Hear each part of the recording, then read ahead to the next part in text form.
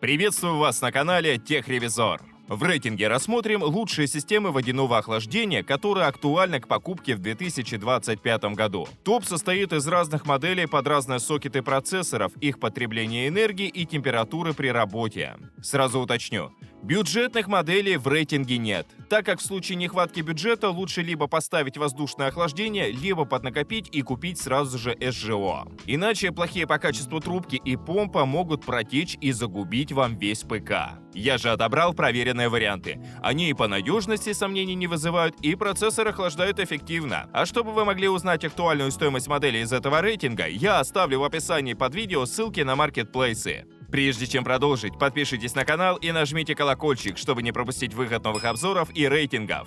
Ну а теперь приступим.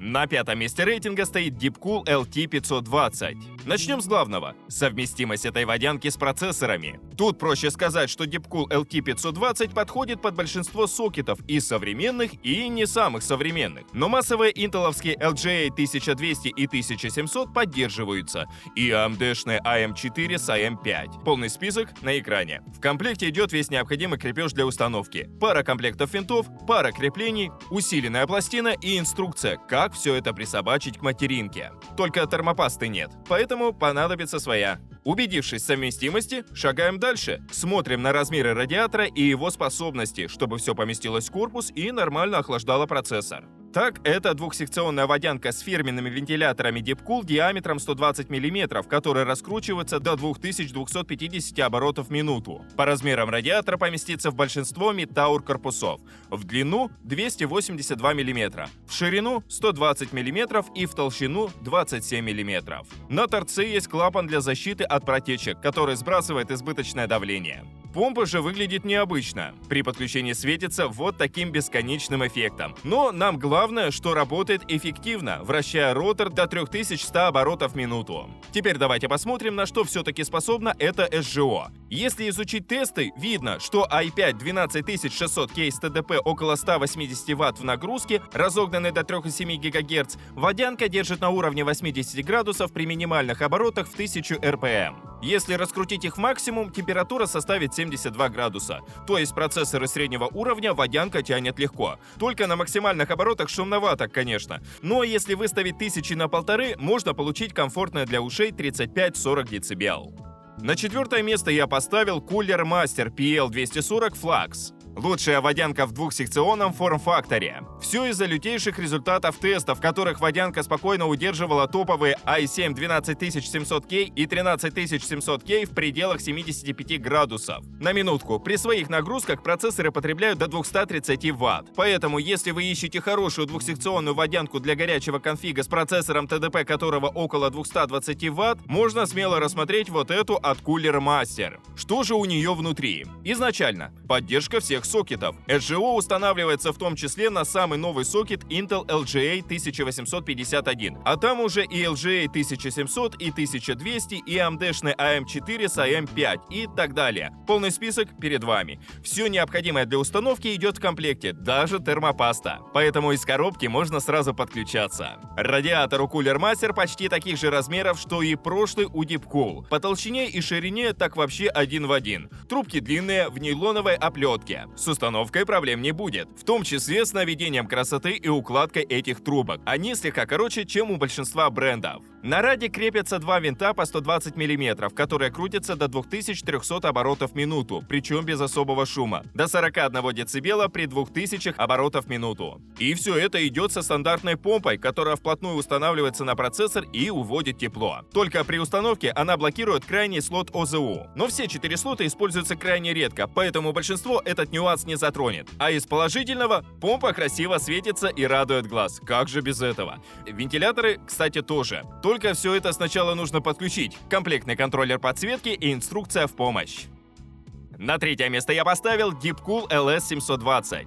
Это уже трехсекционное водяное охлаждение, которое влезет не в каждый корпус по длине. Меряйте. В длину радиатор 402 мм, в ширину 120 и в толщину 27. Если ваш корпус можно вместить радик, без проблем. Помпа особо места не требует, кроме 4-го слота под оперативку, поэтому можно не переживать. Deepcool LS720 подойдет для топовых и горячих процессоров. Так он устанавливается на все сокеты современных процессоров, в том числе и на STRX4, STR4 от AMD. Это совсем уж дикие процессоры со злыми температурами. Ну и, само собой, все базовые от Intel и AMD. Все устанавливается просто, без всяких заморочек, на случай первого раза имеется инструкция. Из интересного. На радиатор можно поставить до 6 винтов по 120 мм. Получится сэндвич. Другой разговор, что заниматься этим никто не будет, да и в комплекте идут 3 винта. Но это так, с зазором на перспективу. Вентиляторы в комплекте идут неплохие. Работают тихо даже при максимальных оборотах 2250 оборотов в минуту.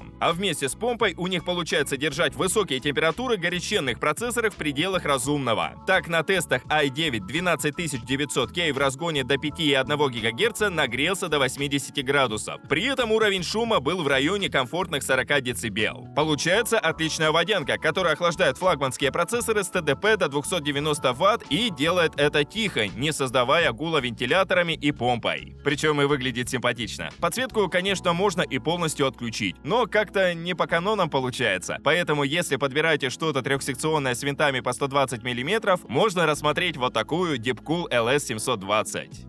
На втором месте стоит Arctic Liquid Freezer 3 360. Обновленная третья версия топовой известной водянки от Arctic. Эту модель я поставил в рейтинг как самую тихую и при этом недорогую. По цене выходит столько же, сколько и модель с 5-го места. Водянка работает только с последними сокетами Intel LGA 1700 и LGA 1851, плюс AMD AM4 и AM5. То есть даже процессоры с LGA 1200 идут мимо. Для них второе поколение этой водянки, которая, впрочем, тоже получилась отличным и уже проверенным временем. В третьем же Арктике мы получаем радиатор на 3 вентилятора по 120 мм. Радиатор ничем интересным не выделился. Он толще, чем у прошлых участников на 11 мм. По длине и ширине сильных изменений нет. Все поместится в корпус, который поддерживает установку трехсекционной водянки. Винты, по сути, тоже ничем не отличились. Разве что замороченное крепление лопастей, которое, по заявлениям бренда, заставляет вентиляторы работать тише и при этом эффективнее. На этом нюансе можно не зацикливаться, а просто иметь в виду. Тут главное, что вентиляторы работают тихо и раскручиваются аж до 2500 оборотов в минуту. На самом деле до максималки их довести еще нужно постараться. Так, взяв на тест эту водянку и систему Ryzen 9 7900X с частотой ядра 4,7 ГГц, Arctic Freezer 3 под нагрузкой держал температуру процессора на уровне 78 градусов. Винты при этом молотили до 1800 оборотов в минуту. При таком раскладе горяченький прос с ТДП около 230 Вт тихо охлаждается и не делает голову. Собственно, а что еще нужно? Разве что водянку побольше. В рейтинге я не выделил отдельного места для здоровенных радиаторов с 3 винтами по 140 мм. Но если вы ищете именно такой, смотрите на этот же Arctic Liquid Freezer 3, но с 420 на конце. Вот там вы получите здоровенную водянку, уместить которую еще нужно постараться даже в самый просторный и полноразмерный корпус, так как длина радиатора 450 мм. Почти полметра, сами понимаете.